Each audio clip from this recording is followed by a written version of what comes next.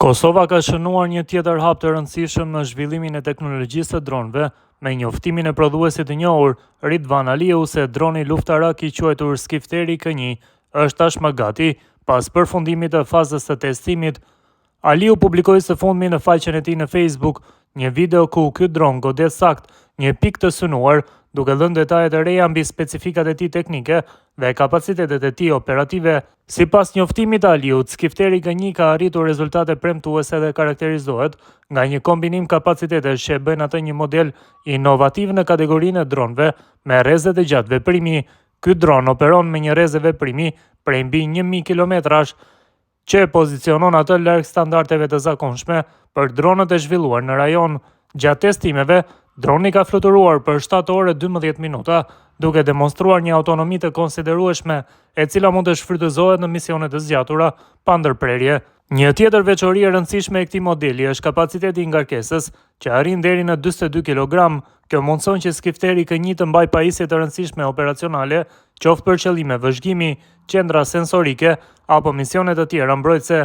Sipas asaj që është njoftuar nga pala prodhuese, në përshkrimin e tij Aliu shpjegon edhe funksionin e projektit.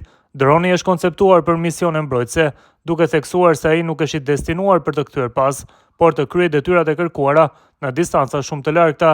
Kjo tregon një orientim drejt përdorimit të tij si një mjet me aftësi autonome apo me elemente të avancuara të kontrollit nga distanca. Ky zhvillim vjen në një kohë kur Kosova ka nisur të investojë në teknologjinë e dronëve, si për përdorim civil ashtu edhe për ata mbrojtës. Më parë pilotët ushtarak dhe kompani vendase kanë prezantuar modele të ndryshme të dronëve made in Kosova, përfshirë modelet Skifteri dhe K1 me funksione të ndryshme.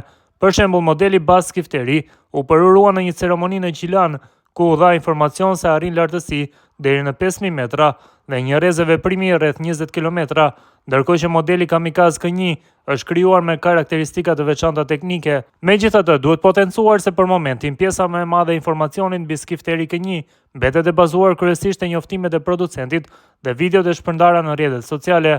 Detaje shtesë mbi sistemet e navigimit, qasjen e kontrollit, integrimin në sisteme të tjera apo testimet në kushte të ndryshme operative ende nuk janë publikuar në mënyrë të plotë nga autoritetet zyrtare apo burime të pavarura.